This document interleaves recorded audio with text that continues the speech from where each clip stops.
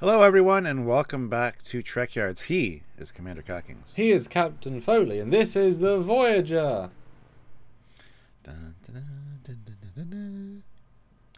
Yes, that's an Eaglemoss XL Voyager, which if you want one, guys, there's a link down there to Eaglemoss. Go click it. Use the discount code Trekyards10 at checkout.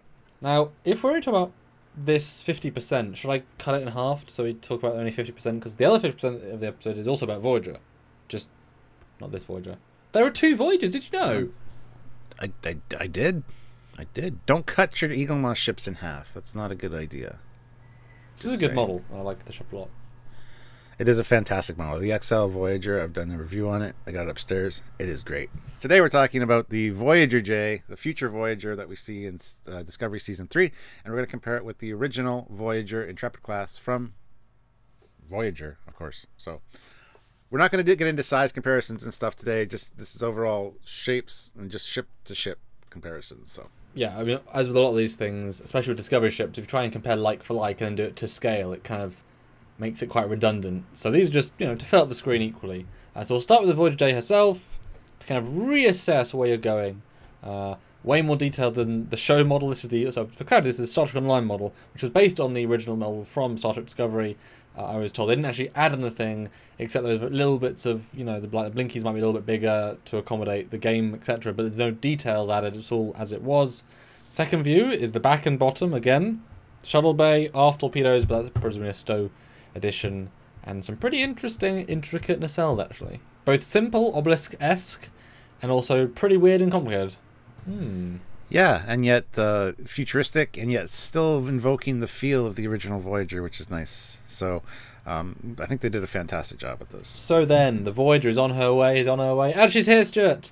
There's our favourite view, the top view, with obviously the Foundation imaging model from Voyager. This is actual Voyager, this is the actual STO model of the Voyager J. Now, this, as we know, it is not fair to put the NX-01 to the E and say, but Stuart, it hasn't evolved from one to the other. So we're not actually literally saying the Voyager, it's a whole new ship, so it isn't a one-to-one lineage.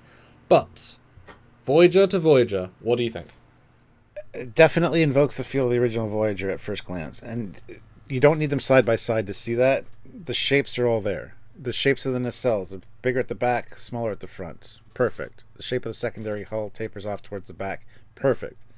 The only, well, I mean, even the way that the saucer's shaped, again, I see more Prometheus than Intrepid class, but it's the arrowhead look. And again, when you see it out in space by itself with nothing else around it, yeah, you think Intrepid class, So it does work in advancing the look forward, in my opinion. Well, it's like you said, it's a first look, obviously Voyager, but as soon as you do a second look, you're like, oh, it's not that close.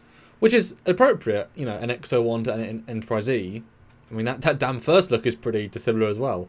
But there is, I love the nacelle thing, I didn't even notice that, but yes, you're very right. I like the fact there's a very similar front sort of lined cutout on both ships.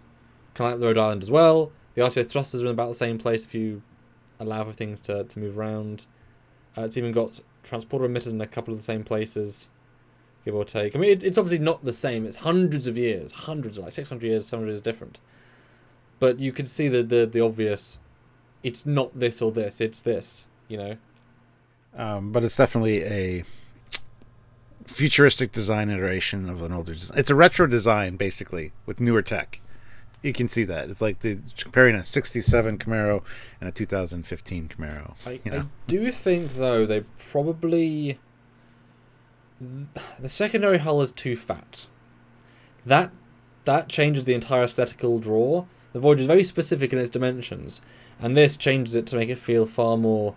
like a bit more of the E, etc., which has a far more chunky sort of neckline. That, I think, probably would have been better if they had kept that down a bit.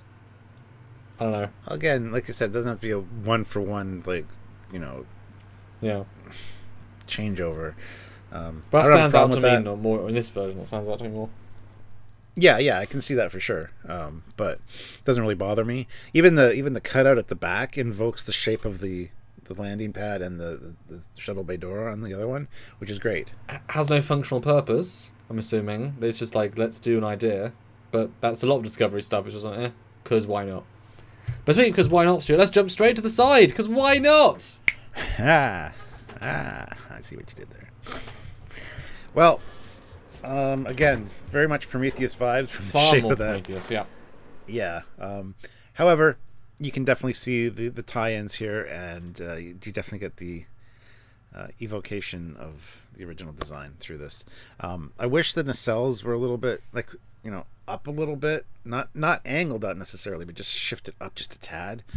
But they're trying to keep it literally in line with the other one to make it feel the same. So, and I appreciate how you can actually, again, this is, you could say reaching, but obviously they had these designs, I'm sure, in this exact form orthographically to then design lines. But you can actually see the bridge dome-esque top bit just now integrated, and you can see this top of the spine, very similar point, it just stops way sooner and doesn't continue.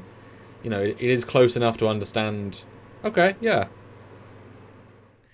But as we talked about with our other first look at, or detailed look at it, it'd be cool if the secondary hull wasn't so flat along the top.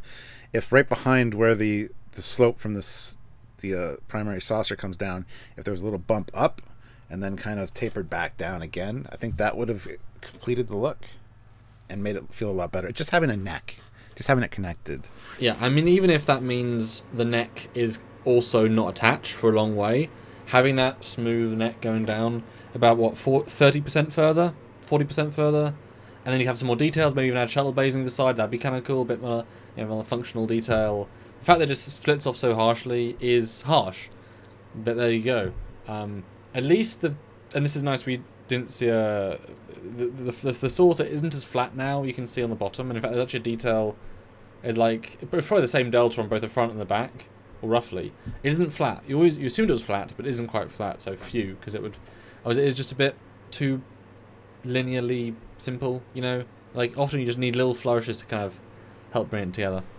Yeah, and I would suggest, guys, go looking at our detailed look at this that we just released a little while ago, because you can see like there is a delta shape on the bottom of that primary hull, which is hard to see here. But a fun view that I wasn't necessarily going to do until I said, hey, why not the bottom view?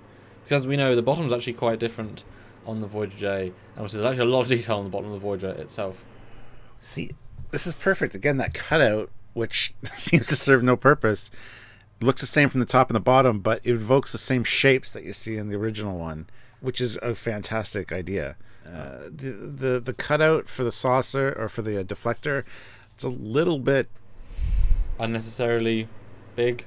Yeah, like you said, that secondary hull is too wide at that part to be a one-to-one comparison, but... And it does feel like they're wasting a lot of room. I mean, the Voyager deflector is incredibly efficient and neat. It's incredibly compact. The J is just incredibly wasteful. And, I mean, but again, why have you got a cutout at the back of the thing? It's a wasteful design. I mean, why haven't you got a neck? It's a wasteful design. I mean, it's not there to be, it's style over substance. But at this point in the future, it's like, yeah, we have a 12-person crew. What do you want? Everything's automated. We've got, dots running around, etc. Yeah. You could definitely get a lot more internal volume if you shimmied that up quite a bit. You wouldn't need to have that deep an inset. The one thing that makes me sad about this view is that a 3D model done over 24 years ago is much, much more detailed. I guess this is a game asset, but it's no more detailed than the one from the show. And it's like, I know it was the hero obviously of Voyager, that makes sense. But it's like, a 25-year-old model a generation ago, and it's much, much, much higher detail, with so many more details and greaves and designs and shapes. The entire secondary hull just gets lost into a nothing for the Voyager J, whereas this is a really popping view of the main Voyager. It's got dimensionality, it's got curves, it's got function. We know Rick Stoneback thought about all these details, and you can explain them all. And it's even got phaser strips I forgot were there, I'll be honest, on the pylons. I know, because they never go up, so you never see them. Like, that's not a view you ever see. I might be being a bit harsh, but it just feels so empty, the Voyager J, in comparison to the real Voyager. Yeah, and just the colors they use, the Aztecine, it feels muddy, and it just feels like... Plus, I don't think there's any real shading or contouring, like lighting, on the lower one as well, which is a big difference as well. So. But then it's also just flat, so there isn't much to be had either. It would be cool to have like the Arrow shuttle actually get some love on the new 100%. one. There is a shape there that looks very dynamic, that if that could come out and become like another ship, that'd be kind of neat. We did talk about adding it to the top front of the other on our other discussion because it's kind of missing the secondary deflector at the front. But there's definitely shapes there that could. I would love to see the Aero Shuttle get some love finally. Yeah, it warps in and then a little shape comes down. As it comes down, the dust of the replica matter comes in and it just forms the top of the ship. And all the engines appear and then it comes down. And then you see a hole, but now it's a smooth hole because it's been replica mattered put together and it does something. Yeah, perfect. Speaking of perfect, though, the front view. Do we have perfection here? Oh. No. No. Oh, my God. The new one, if I take my glasses off and walk back like 5 feet, it's like, oh yeah, that's Voyager. And then my glasses go on, I'm like, what the hell is that shape? If you squint hard enough in a dark enough room, well, I guess the lighting they gave us in the show is good enough example. Yeah, it looks exactly like the Voyager from the front. It doesn't. We've talked about this before as well. Like there's details there that those engine pods to me feel just like an advanced Defiant. We'll call out again as we haven't mentioned it this time. Love the red to blue, just greyed in. Brassard to the front. They just go the lovely little advanced touch. Good idea, well executed, simple. And I'm glad they kept that because it's an important visual dynamic that you shouldn't just keep ignoring and throwing away. That's why the RCS thrusters are a nice touch because they are, you need the basics. And now, seeing the front comparison, in the other video we talked about that window being the bridge window because they need a bridge window. Now it seems more like the mess hall, like they're visually tying it into like the mess hall look at the front, which is fine. I don't think it is. I think it's still a bridge, but which is sad. I do think that once again the secondary hull should be thinner. I think that would benefit here because the shapes all kind of blend in, whereas the Voyager is very distinct. I think it's definitely 20%. It would be a very simple thing to do if we get a 3D model made, sort of tweak it a little bit. How would we, because with all those things, it is quite close to being a really good design. It just needs a few little tweaks. As with all these things, if a studio is the one deciding what does what, they aren't given the creative freedom they might need to really do it justice in the universe, especially with, it's like Brian Fuller, no cylindrical nacelles in Discovery. No reason for it except personal ego. That's it. That's it. There's not, it shouldn't be a thing. And so I'm sure there's a few little things here. Although, boy, I'm already saying, wouldn't it be great if they had like that Greebly pod, some sort of future Greebly pod at the front? I think that would help break up the design. Obviously, it could be glowing, it could be shifting, it could be replicatable matter like base. I don't know. Could have glass that's over the top and then it goes translucent and then something happens. I don't know. But I think that would help to break it up as well. Fire the photonic cannon. Replicated matter makes one at the front. Boom. Yeah.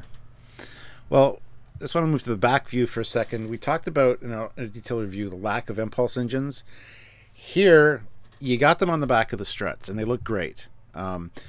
There's nothing on the new one that has anything like that.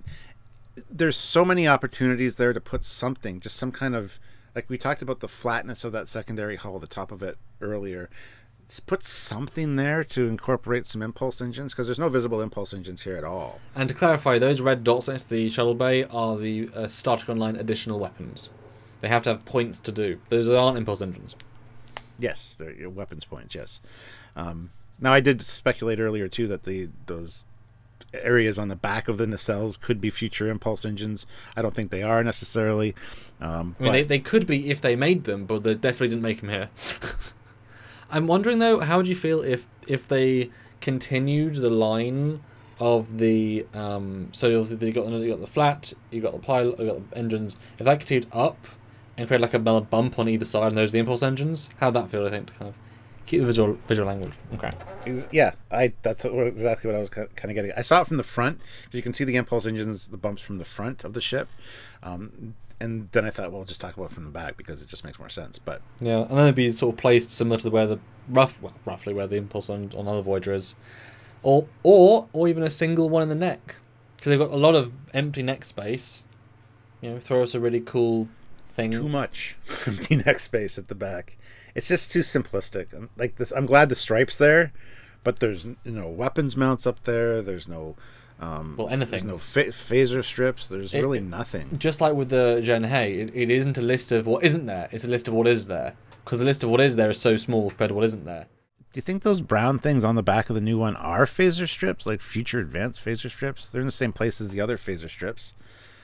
I mean, they are all over the ship. I don't think we have any evidence to say they are, but now now this view certainly highlights this.